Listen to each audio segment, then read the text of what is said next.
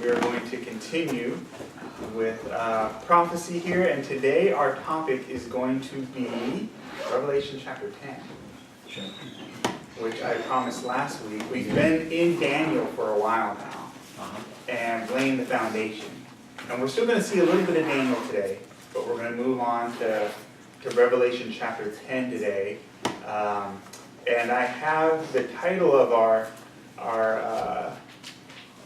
class that, you know, these classes now, we're meeting in this room instead of the other room. This is more informal, so you guys, we can have dialogue, we can talk back and forth. Go ahead. Did you change the slides? What's that? Did you change the slides? Like the format? Yeah. I did actually. I noticed that last night. It was hard to, the gray font was hard to see on the video. We record these and put them on YouTube. Okay. It was hard to see. And so when I use the black and white, I think it's a little bit more easier to see. Contrast. So it's, I did that on purpose. Yeah, speaking of the slides, our topic today, it's called The Unsealing of Daniel and God's Last Day Movement. And I have here a slide, the picture. Does anyone want to guess what that is? Which one? What scene this might be from the Bible, this The picture? rebuilding of Jerusalem? Oh, you're good. She. Yeah, wow. Quick.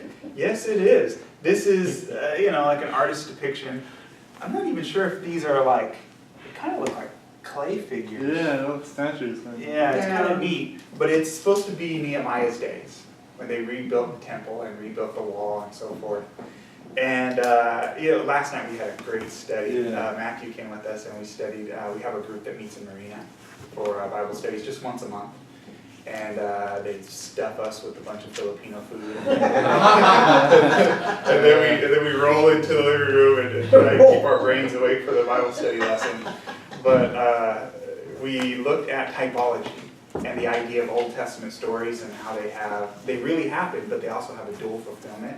And the symbols of those stories translate into prophecy in the future as well. Really interesting. And I think this is one of those examples. Nehemiah, the rebuilding of the temple and rebuilding of Jerusalem, you can take as a typology, a symbol of the church being restored and rebuilding God's house, which is us, right? We are the temple of the living God, right? So I thought that was a good tie-in. Anyway, so God's last day movement. We have looked, and I know we've kind of built on this topic over several weeks, so I'm going to have to ask you to pull from your memories from the last studies that we've had. We've built on the idea of the cleansing of the sanctuary, and we looked at it from different angles. In fact, we're going to look at it again tonight at our 7 o'clock meeting. But we looked at it from the angle of the cleansing of the sanctuary being a judgment time, when the sanctuary service comes to an end, and it's time for God's people to finally get their acts together, in a sense. And then we looked at it from the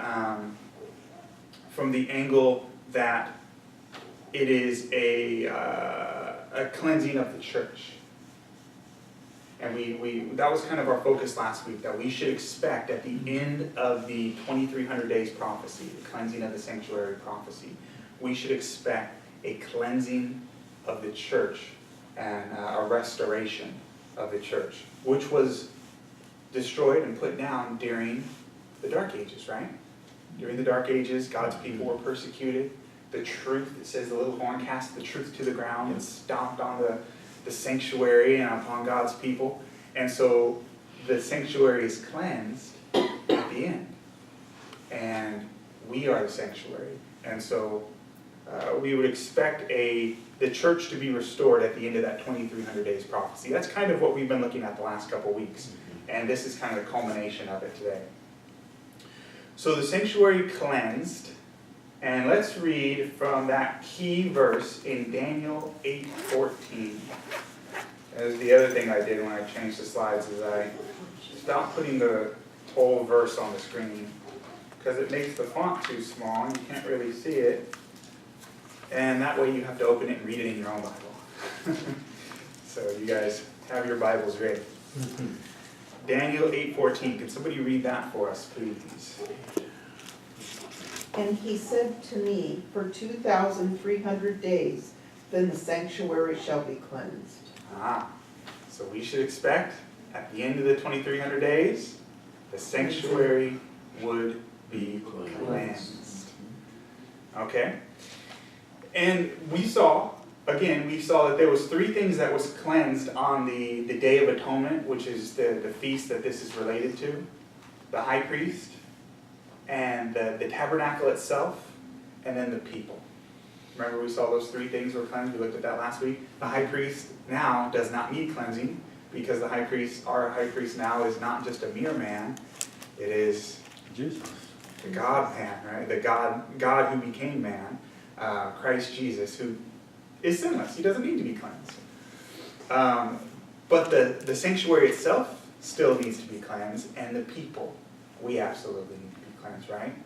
And that's the last aspect that we're looking at today, the church being cleansed and restored at the end of the 2300 days. So at the end of the 2300 days, the sanctuary of the church will be cleansed. We also looked at the idea that Daniel, this prophecy in Daniel, the 2300 days, would be sealed. Remember, Daniel did not understand it. He understood the part about the beast, but when we got to the 2300 days, he did not understand it. So parts of Daniel were sealed until The last. the last days. Then they would be unsealed. Then they would be understood. So let's look at that, the idea that parts of Daniel were sealed. And it's mainly this last portion of the book of Daniel, these time prophecies, were not quite understood and sealed. So look at Daniel 8:26, and we can actually read 26 and 27. Somebody read that for us, please. Visions of the evenings and mornings, which was told is true. Therefore seal up the vision, for it refers to many days in the future. So the vision is sealed up. You guys see that? Until many days in the future. Some versions say it's shut up. Shut thou up. Sealed or shut up. That vision is shut. And that's the 2300 days. The visions of the evenings and mornings, that's the 2300 days part. And verse 27, please. And I, Daniel, fainted and was sick for days. Afterwards I rose and went about the king's business. I was astonished by the vision, but no one understood.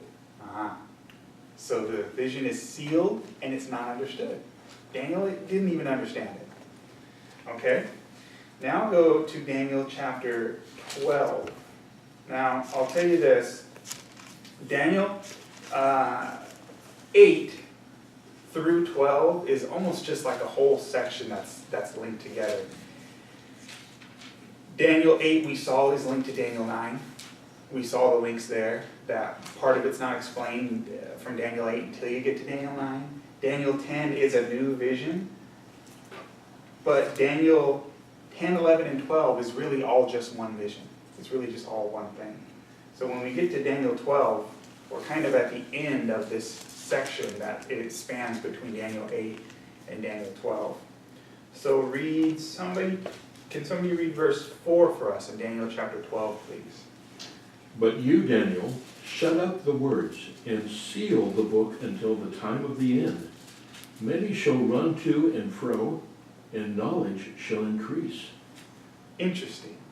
So there's a portion of Daniel that is sealed and shut up until when? Time of the end. The time of the end. Verse 9. Do we know that? Yeah. Do we know that? What he sealed up or no? That's what we're looking at today. Oh, okay. Absolutely, yeah. So until the time of the end. I believe we're in the end times. So we will see that today, absolutely. Now this is interesting. This is a classic book, The Great Second Advent Movement. And I'll quote from this again as we go along. But the way it's worded there, it says, seal up the book even till the time of the end. Many shall run to and fro, and knowledge shall be increased. The different translations word that differently, this idea of running to and fro. A lot of people, what does that mean, people running to and fro? And people have speculated it's talking about travel and so forth. And technology. And technology. And I'm not saying that that's necessarily wrong, but let me read to you from some other translations. It's pretty interesting. Here has anyone ever heard of Adam Clark's commentary? Mhm. Famous Bible commentary, well respected, multiple denominations all over the world respect Clark's commentary. If you get a Bible app on your phone, a lot of them will have Clark's commentary as an option to download. So here's Dr. Adam Clark. Here's how he translates it. Many shall endeavor to search out the sense, and knowledge shall be increased by this means. See how that kind of makes a little bit more sense? The book is sealed until the time of the end, and then many, instead of just many running to and fro, the idea is many are searching to understand it, and knowledge will increase. You see how that works? Yeah. So look at it again. Shut up the words, seal the book, even till the time of the end. Many will run to and fro, or as Clark says, many shall endeavor to search out the sense, and knowledge shall be increased. Because they're searching, they're trying to figure it out. So it's not understood until the time of the end, and then people will search it out and understand it. Okay, here's another one. The German Bible of Luther, it reads, so shall many come over it and find great understanding. The German Parallel Bible, many shall run it through, and so the knowledge will be increased. Here's the German Bible of L. von S. Many will search it through, and knowledge will be increased. The Swedish Bible reads, many shall search in it, and knowledge shall become great. The Danish Norwegian Revised reads, many shall eagerly search, and knowledge shall become much. So the idea is, this part is not understood until the time of the end, and then people try to figure it out at the time of the end, and knowledge increases. Then they understand it. You get the idea? Yep. The book is sealed, and then knowledge increases. All right? So they go Go from ahead. the pages back and forth, basically. Well, The travel through the Bible. That's the idea. Yeah. Yeah, That's the and That's I've heard right. one person explain that the way the Hebrews worded, it's reminiscent of the way that they used to do Bible study. Good morning. Please join us. They had these long scrolls of the Bible, right? They didn't have books like we had. Right. And so if you wanted to compare different parts of the Bible, you roll it out, these long scrolls, and go back and forth. Yeah. And you would literally be going to and fro, trying to compare different portions of these long scrolls. Exactly. And that's the idea. So we're in Daniel chapter 8 this morning. So let's read also this idea of a prophecy sealed until the end of time. Daniel chapter 12. Can somebody read verses 8 through 10, please? Although I heard, I did not understand. Then I said, my Lord, what shall be the end of these things? And he said, go your way, Daniel, for the words are closed up and sealed till the time of the end. Many shall be purified, made white, and refined, but the wicked shall do wickedly, and none of the wicked shall understand, but the wise shall understand. And from the time... I'll stop you there. Okay. Interesting, right? Yeah. So Daniel hears and he says, I don't understand. Again, same thing that we heard in Daniel 8. And then he's told the words are closed up and sealed till the time of the end. So until we get toward the end of time. And then it says, none of the wicked will understand, but the wise shall understand. So again, this idea of Daniel doesn't get it right now, but at the time of the end, the wise will understand. And the words are sealed until then. You guys see that? Amen, yes. Very interesting, very interesting. Okay, so in Daniel 8 through 12, we have this portion of the book of Daniel that is sealed. Until, it says multiple times, until the time of the end. And let me show you something else, because we're going to compare this with Revelation chapter 10. You're going to see the links between Daniel 8 through 12 and Revelation 10, and it becomes obvious. And then there's this part in Daniel 12 where there's this back and forth between two people, and a question is asked, and an answer is given, and with hands raised to heaven, and an oath and they're standing by the river answering this question. I want to point that out because you're going to see the same thing in Revelation 10. So can somebody read verses 5 through 7 of Daniel chapter 12? Then I, Daniel, looked, and behold, there stood other two, the one on this side of the bank of the river, and the other on this side of the bank of the river. And one said to the man clothed in linen, which was upon the waters of the river, How long shall it be to the end of these wonders? And I heard the man clothed in linen, which was upon the waters of the river, when he held up his right hand and his left hand unto heaven, and sware by him that liveth forever, that it shall be for a time, times, and an half, and when he shall have accomplished to scatter the power of the holy people, all these things shall be finished. Interesting. Thank you. So, again, we have this question, when will these things be ended? Which was very similar to the question that was asked in Daniel 8. He said, how long will these things be? The sanctuary will be cast down and God's people trampled underfoot. The answer was until 2,300 days.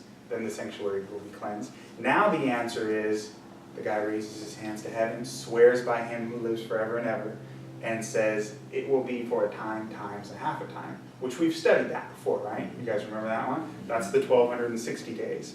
Go ahead. Does the linen cloth have to mean anything? That's a good question. Absolutely. In Daniel 8 through 12, there's a sanctuary theme. There's sanctuary language used over and over again. The linen cloth is what the priest wore. The white linen cloth is the garment of the priest. Okay. Absolutely. And I was reading something in the Mark and 14, and it didn't make sense what it was saying. Oh, it gave a reference? Yeah, young man flees naked. Oh, yeah. Yeah, Yeah, that's kind of a strange, yeah. they're trying to link. And It doesn't looks really like work. the one cloth in linen, which was upon the waters of the river, is like Jesus? It's a good speculation. We do know that the linen cloth symbolized the outfit of the priests. Yes. And Jesus is our high priest, so it's a good speculation. We won't go into the details now. I think it's hard to prove this is exactly just from that, but absolutely, your sanctuary language is the idea. It's the garment of the priests, the white linen cloth.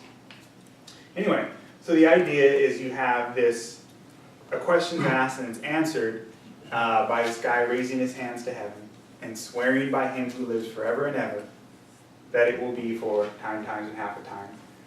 The people, the holy people, the power of the holy people will be scattered and all these things will be finished. Okay, so, and he's by the river. Now let's look at Revelation chapter 10. Now we're not going to look at every part of it, but I want to point you out to some interesting parts that we will see parallels with what we just saw in Daniel 8 through 12. Revelation chapter 10. So Daniel predicts there's a portion of the book of Daniel sealed until the time of the end. And then God's people will understand. Revelation 10, I'm going to argue here that it is the fulfillment of what Daniel predicted. That this book that was sealed will be now opened and people will understand. Okay. So before we saw a book sealed in Daniel 8 and Daniel 12, now we see a book unsealed. Revelation chapter 10, verses, can somebody read verse 2 and verse 8, please? He had a little book open in his hand. He set his right foot on the sea and his left foot on the land. Okay. So now we see a little book, and it is not sealed, it is what? In the hand. Open. Open. Open in his hand. Okay. Now verse 8. Then the voice which I heard from heaven spoke to me and said, Go and take the little book which is open in the hand of the angel who stands on the sea and on the earth. Okay, so twice we are told that this book is open. It repeats that, wants us to make sure we notice the fact that this is not a closed or sealed book. This book is opened. Okay? Now verse 6, we see a reference to the end of time. Remember, Daniel had said that the book would be sealed and shut up until the time of the end. Now we see a reference that that we are at the time of the end. Could somebody read verse 6, please? And swore by him who lives forever and ever, who created heaven and the things and that are in it, the earth and the things that are in it, and the sea and the things that are in it, that there should be delay no longer.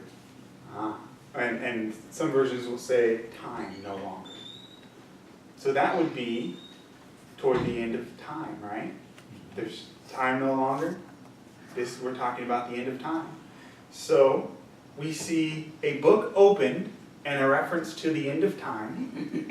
And we also see very similar language that we saw in Daniel chapter 12, which was this idea of the oath, the hands raised to heaven, swear by him who lived forever and ever, and he's standing on the water, right? Can somebody read again verses 5 and 6, please?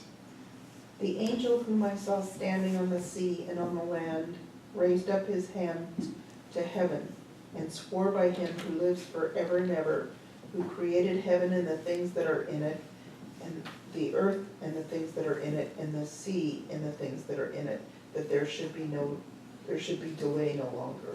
Ah, interesting. Does that sound familiar to what we saw in Daniel chapter 12? Mm-hmm. Yeah, we saw the same idea. The question was asked, and then you saw somebody standing on the river and on the earth, and they say, and he raises his hands to heaven, he swears by him who lives forever and ever, the exact same language, and then instead of saying it will be until this time, he says there'll be time no longer. So now we're seeing the fulfillment of it.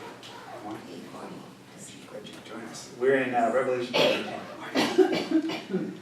So, what I want to argue here is that what was sealed in the book of Daniel is now open in Revelation chapter 10. The little book that was before shut up and sealed is now open. And we are talking about the end of time. Now, this idea of the end of time, this is a flexible term, right? I mean, even Paul and the New Testament writers, they talked about how we were in the last days. But that was 2,000 years ago, right? And so, but even then they said we're in the last days. How much more today, 2,000 years later, are we in the last days, right? And so many more things have been fulfilled in prophecy that I think it's fair to say we definitely are in the last days. So when it said before, good morning. When it said before that that the words would be sealed until the time of the end, and then we see this book opened, and it says there'll be time no longer, we're seeing a fulfillment of Daniel, and that part of Daniel that was sealed, which was the 2300 days that Daniel did not understand. Okay, so Revelation chapter 10 depicts the unsealing of the book of Daniel and God's last day movement. We expected again in Daniel 8:14 that the sanctuary would be cleansed at the end. And Daniel didn't understand that. And now we see that the book of Daniel is unsealed. And so we should expect that that is in connection with God's people, with the church being restored. Daniel 8:26 is very specific. Yes. Yeah. So the sanctuary is cleansed. And let's read again Daniel 8:14. This is our key passage.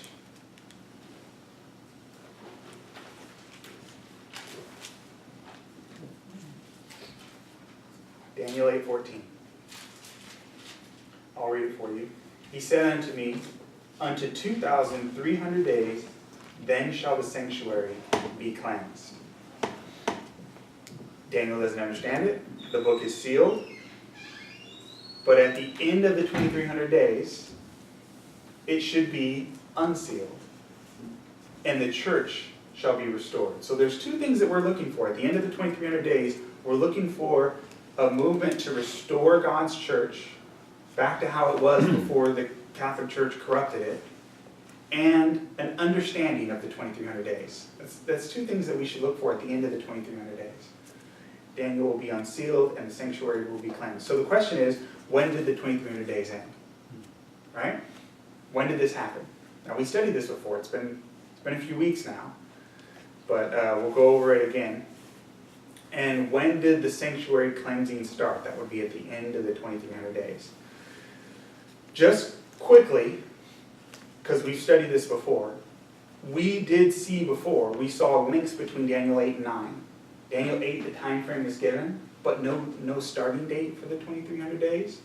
Now remember, I mean, if we were to give you a time prophecy and we don't give you a start, you have no idea when it ends, right? You know? Again, I use the analogy if I was to say, hey, this class is going to be canceled for a couple months. You said, okay, when? Well, it's going to be for a couple months. And I didn't give you a starting date. You wouldn't know when to show up and when not to show up, right? The class is not canceled, but that's my example. Right? We almost thought it was this morning. Yeah, right. So, again, you need a starting date, right? So Daniel, the 2300 days in Daniel, it gives you a time, but it doesn't tell you when it starts. And Daniel 9 tells you a starting date. Yeah. And Daniel 8, he says, I don't understand. Daniel says, I don't understand the vision. Daniel 9, the angel comes and says, I've come to help you understand. Consider the vision, and then he gives him a starting date. So that's the key. Daniel 9 gives you the starting date for Daniel 8. So when does this 2300 days start? We're told in Daniel chapter 9, verse 25. It says, know therefore and understand that from the going forth of the commandment to restore and rebuild Jerusalem. That's the starting date.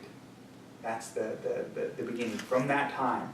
Now, when did that happen? Do you guys remember? I know there's a lot of dates I've thrown at you in the last few weeks. It happened in 457 BC. This was the decree by Artaxerxes. It's found in Ezra chapter 7. And again, we looked at this. I'm not going to go over again how to prove this. I mean, that's a well-established date, 457 BC. So if that's the starting date of the 2300 days, when does the 2300 days end? Now it's just a matter of doing math. 1844. And if you do the math, you have to remember that there's no year zero. So Yeah. make sure you do that. So the 2300 days starts in 457 BC. You add that to 2300 years, it brings you to 1844 AD. That's the date. Shortly after, the deadly wound is given to the beast, and the Vatican is taken out of the picture temporarily. It's in between that time period when the Vatican went down and when it got its power back in 1929. In between, almost as if this time period when the beast was down, then God brings his truth back on Daniel and begins to cleanse and restore the church while the Vatican's out of the picture. You guys see that? Yes. Interesting, right? So that was during the time when Napoleon, General Berthier, In 1798. captured the Pope in 1798. Yes. So between 1798 to 1844, that was the time that the sanctuary is being built Yes, up. absolutely. The Vatican's taken out. The Reformation is really kind of at its height, and the church has more freedom now. And so this is a time when God can restore truth and restore the church, and the Vatican didn't exist from 1798 until 1929. The Yeah, Vatican didn't really exist as a political power Until when, I'm sorry? until 1929. 1929. That's when the deal was made with Mussolini and Cardinal Gaspari and the Lateran Concordat. And that's when the Catholic Church, what? They gave them the Vatican back in Rome. Okay. Mussolini gave them their territory back, and they became a sovereign nation again. Exactly. Between that time, they were just a church. They didn't have their own political power. 1929. Yeah. Yes, in 1929. Yeah.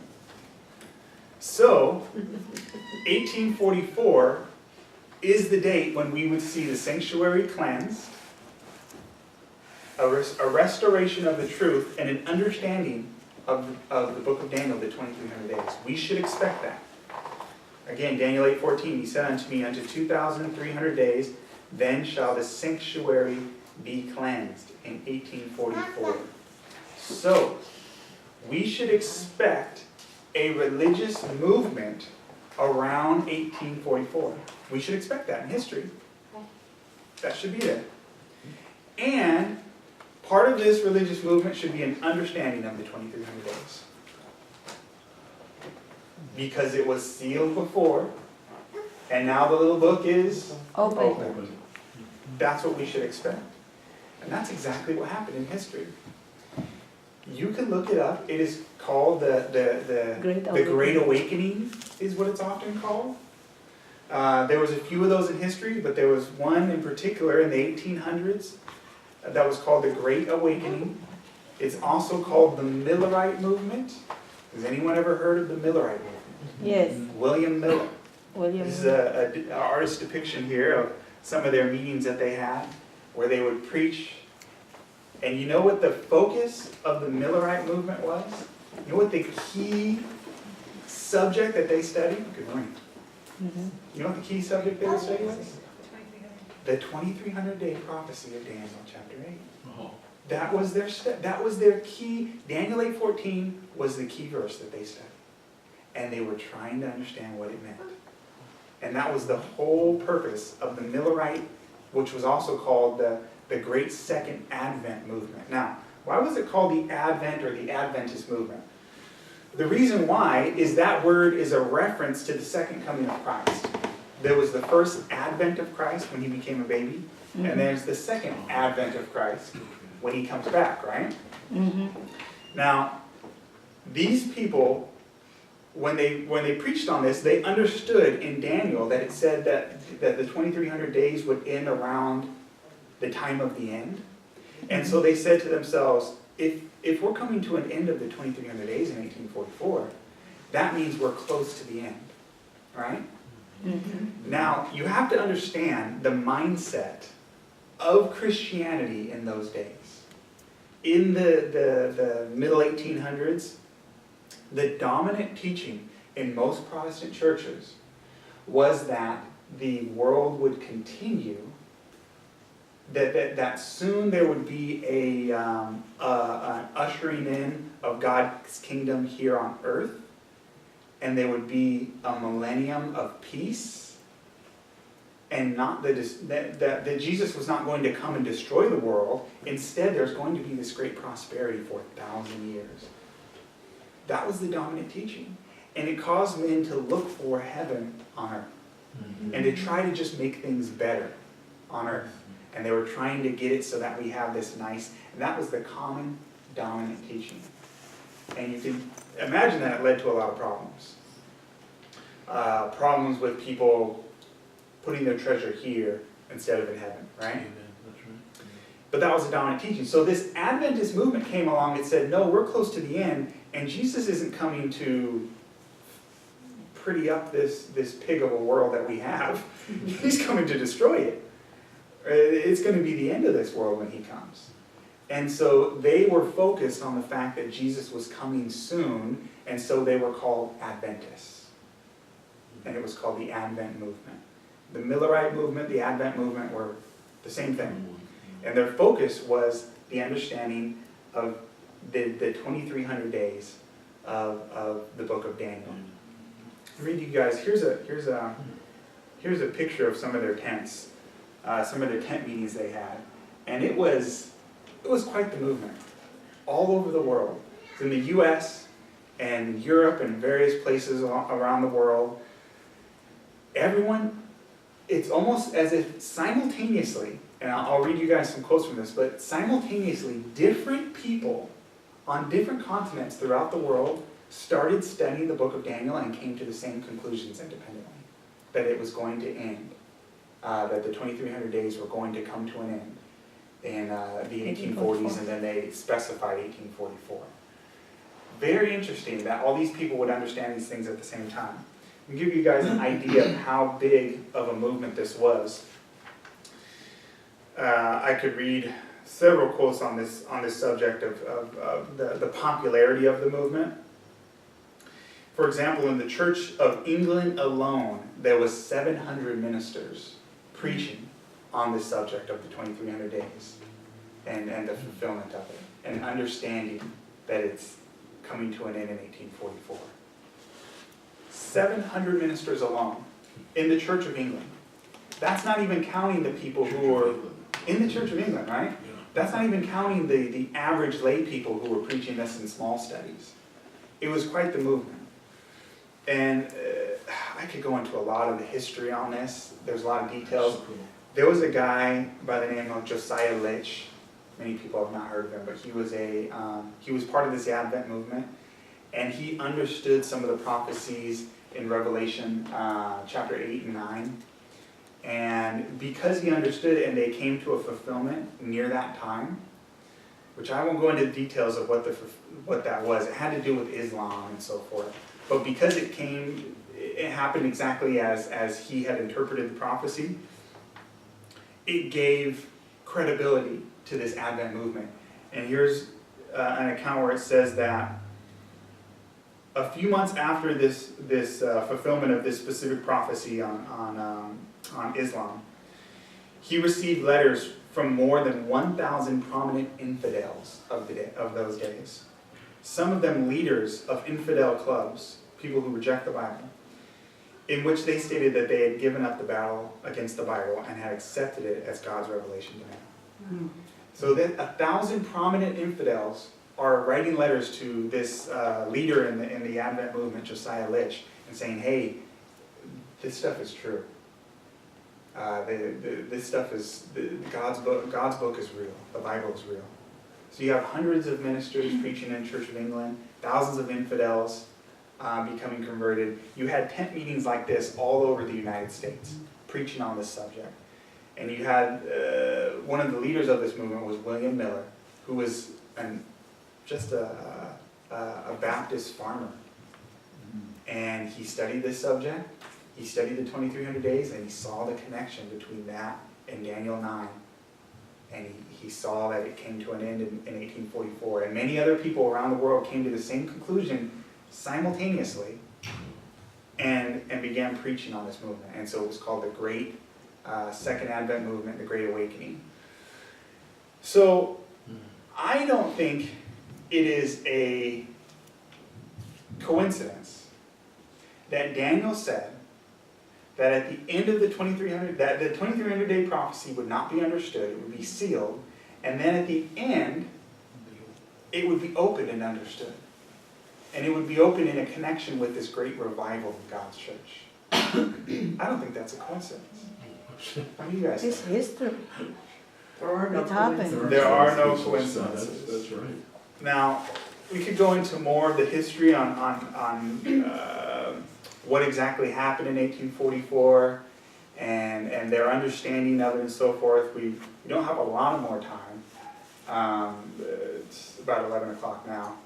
One aside thing that Yes. happened in 1844, just on a side note, that was the first draft of The Origin of Species by Darwin, was 1844. Oh my God, what was it again? I'm The sorry. first The draft of evolution. The Origin of Species by Darwin was 1844. Okay, this is a good point. This is a good Also, point. Yeah. the first telegram? No, Telegraph. telegraph, The yeah. wire, The yeah. first Morse telegraph was code. sent, Morse code. 1844. That was the first time there was ever any communication that wasn't done by an actual messenger Yeah, or yeah. letter that had to be hand carried. It was, Samuel Morse. yeah, Yeah. 1844. Yeah. Super. And you know what the first message was? Was That it- Samuel Morse sent? He said, "What hath God wrought?" Or something like that. So obviously Satan knew about this date, especially with the origin of species, like that came out 1844 So to kind of, this is a really good point. So the Yeah. idea is that many other things, Satan knew, what was coming. And so he started a bunch of other movements that all Baha'i began faith. around, 1844. The 1844. Baha'i faith, the Mormon church. There was a lot of growth in the Mormon church around that time. The Jehovah's Witnesses. Mm-hmm. There's all these side groups that started, right? To kind of confuse the waters. If you remember when Jesus came the first time, And when they talked about, oh, well, what do we do with this movement? Some of the priests said, well, in recent years, we've had this guy rise up, and this guy rise up, and this guy rise, and they all ended up being nothing. The idea was that Satan knew Jesus was coming, so he raised up a bunch of counterfeits. Absolutely. Yeah, And to the same confuse thing happened people. in 1844. He knew that God was going to restore the church, and so he raised up a bunch of side movements. So you have the Origin of Species, the first draft written. Karl Marx meets in France and writes a draft of the Communist Manifesto in 1844. You have Morse giving the ability to share messages around the globe quickly with the Morse code. You have the railroad, the first railroad in the U.S. The company was given its grant and established, and boom, 1844. All these different things are happening all at the same time. And so I don't think that's any Started the coincidence. industrial Oh, those revolution. aren't There was just interesting. a lot of change. Absolutely. Huge amounts of change. And so the Adventist movement was starting at this time. And so I believe that this is pointing to a restoration of God's church at the end. Now, I want to make this point here.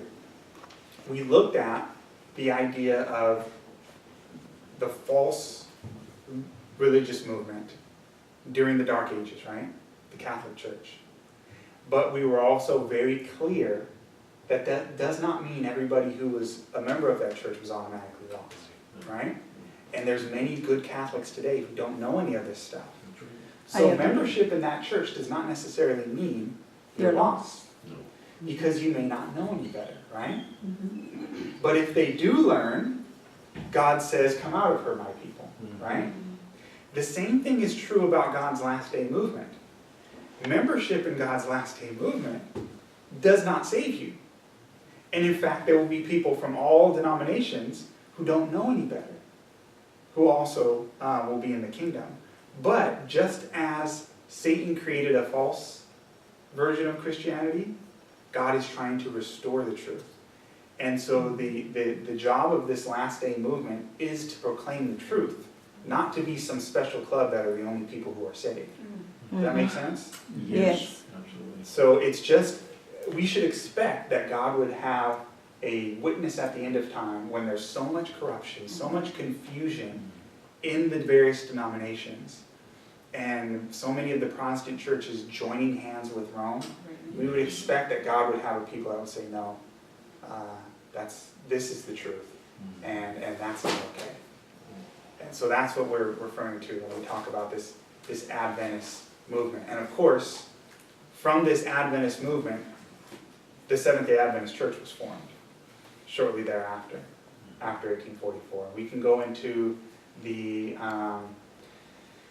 Great Disappointment and so forth, but I wish we had more time. We're about 5 minutes over That now. was so cool. It's very interesting stuff. Real quick Yeah, go question, ahead. just to reiterate here, the first Advent was what? The When first coming of Christ- Christ. was what? Birth of Christ. The birth of The birth Christ of Christ. through the, Becoming a man, okay. being born on this earth. That's That the was first the first Advent. Advent, and then Yes. okay. And this is the second coming. Nowadays we say the coming, but they would say the Advent. First Advent, first coming, second coming. Now we say, back then they'd say first Advent, second Second. Advent. Just the same, means the same thing. Yeah. Any other questions? You know what I noticed about that picture? Yes. It's mainly women. Yeah. There was a big purity movement in America and in Europe in those days, and women were saying, let's clean up society Yeah. and call to holiness. I mean, I Absolutely. see a couple of men, One right here, although. yeah, but they're older, Uh-huh. but it's 90% women. A lot of women in there, yeah. New church. Yeah, well, there was a lot of people, women followers of Jesus in the early Christian church. Actually, the woman represents church. Yeah. Yeah. That's a symbol. In fact, you know Yeah, that's what's right. crazy about that during that time? You know, a lot of people say, oh, the Bible's a patriarchal book, which it is, but during that time, some of the sayings of Jesus were so radically women's lib.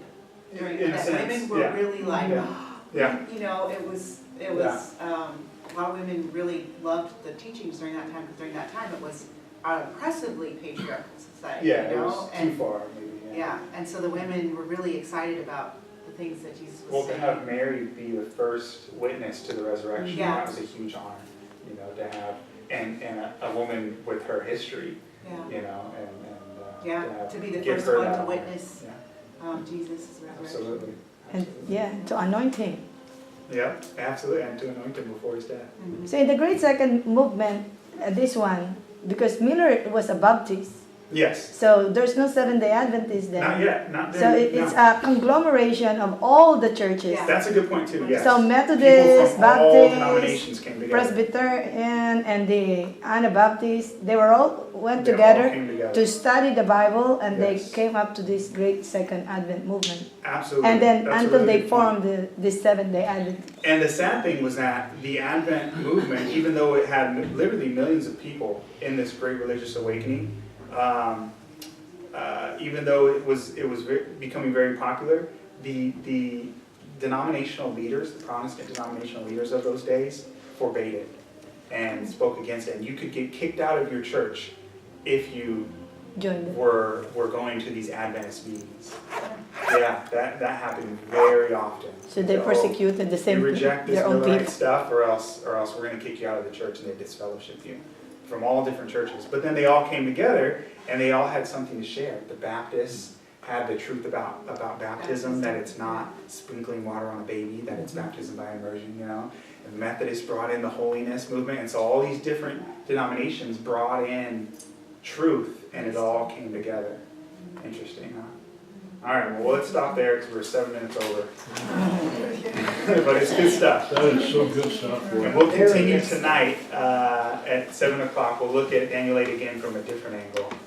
And that'll be the last of Daniel 8 for a while. Somebody want to say a word of prayer for us? Do that. Amy, Okay. please.